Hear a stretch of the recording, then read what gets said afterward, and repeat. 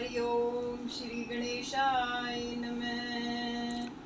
ओम नमो भगवते वासुदेवाय। बोल कृष्ण भगवान की जय। अथ निर्जला एकादशी महात्म्य। श्री भीमसेन बोले कि हे पितामह, भ्राता युधिष्ठिर, माता कुंती, द्रौपदी, अर्जुन, नकुल और सहदेव आदि एकादशी के दिन व्रत करते हैं और मुझसे एकादशी के दिन अन्न खाने को मना करते हैं। मैं उनसे कहता हूँ कि भाई, मैं भक्ति पूर्वक भगवान की पूजा कर सकता हूँ और दान दे सकता हूँ, परंतु मैं एकादशी के दिन भूखा नहीं रह सकता। इस पर व्यास जी बोले, हे भीमसेन, यदि तुम नरक बुरा और स्वर्ग को अच्छा समझते हो तो प्रत्येक मास की दोनों एकादशियों को अन्न ना खाया करो। इस पर भीमसेन बोला, हे पितामह, आपसे प्रथम कह चुका हूँ कि मैं एक दिन एक समय भी भोजन किए बिना नहीं रह सकता। फिर मेरे लिए पूरे दिन का उपवास करना तो कितना कठिन है। मेरे पेट में अग्नि का वास है जो अधिक अन्न खाने पर शांत होती है।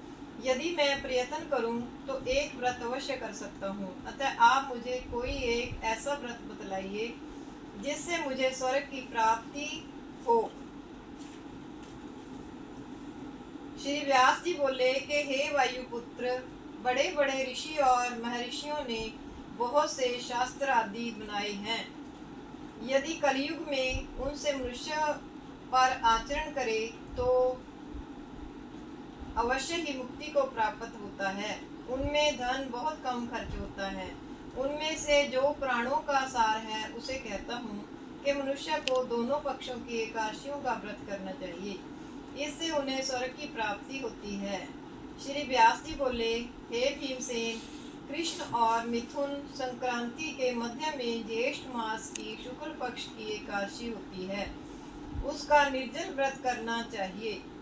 इस एकादशी के व्रत में स्नान और आचमन में जल वर्जित नहीं है, लेकिन आचमन में 6 मासे जल से अधिक जल नहीं लेना चाहिए। इस आचमन से शरीर की शुद्धि हो जाती है। आचमन में 6 मासे से अधिक जल मद्यपान के समान है। इस दिन भोजन नहीं करना चाहिए, क्योंकि भोजन करने से व्रत नष्ट हो जाता है। यदि सूर्योदय से सूर्यास्त तक मनुष्य जल पान ना करे तो उससे 12 एकादशी के फल की प्राप्ति होती है। द्वादशी के दिन सूर्योदय से पहले ही उठना चाहिए। इसके पश्चात भूखे ब्राह्मण को भोजन करना चाहिए। तत्पश्चात स्वयं भोजन कराना चाहिए। इसका फल 1 वर्ष संपूर्ण एकादशियों के फल के बराबर है। हे भीमसेन, स्वयं भगवान ने मुझसे कहा था कि इस एकादशी का पुण्य समस्त तीर्थों और दोनों के बराबर है। एक दिन निर्जला रहने से मनुष्य पापों से मुक्त हो जाता है। जो मनुष्य निर्जला एकादशी का व्रत करते हैं उनको मृत्यु के समान भयानक यमदूत नहीं दिखते हैं। उस समय भगवान विष्णु के दूत स्वर्ग से आते हैं और उसको पुष्पक विमान पर बिठा स्वर्ग को ले जाते हैं। अतः संसार में सबसे श्रेष्ठ निर्जला एकादशी का व्रत है। अतः यत्न पूर्वक इस एकादशी का निर्जल व्रत करना चाहिए। उस दिन ओम नमो भगवते वासुदेवाय मंत्र का उच्चारण करना चाहिए। उस दिन गौदान करना चाहिए। व्यासदेव जी के ऐसे वचन सुनकर उसने निर्जला व्रत किया। इस एकादशी को भीमसेन या पांडव एकादशी भी कहते हैं। निर्जल व्रत करने से पहले भगवान की पूजा करनी चाहिए और उनसे विनय करनी चाहिए कि हे भगवान, आज मैं निर्जला व्रत करता हूँ। इसके दूसरे दिन भोजन करूँगा। मैं इस व्रत को श्रद्धापूर्वक करूँगा, उससे मेरे सब पाप नष्ट हो जाएं। इस दिन एक बड़े वस्त्र से ढककर स्वर्ण सहित दान करना चाहिए। जो मनुष्य इस व्रत का प्रहर में स्नान तप आदि करते हैं उनको करोड़ फल स्वर्ण दान का फल मिलता है। जो मनुष्य इस दिन यज्ञ होम आदि करते हैं उसका फल वर्णन भी नहीं हो सकता। इस निर्जला एकादशी के व्रत से मनुष्य विष्णु लोक को जाता है।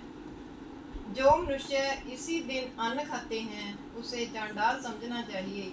वे अंत नरक में जाते हैं। ब्रह्म हत्यारे, मद्यपान करने वाले, चोरी करने वाले, गुरु से द्वेष करने वाले, सत्य बोलने वाले इस व्रत को करने से स्वर्ग को जाते हैं।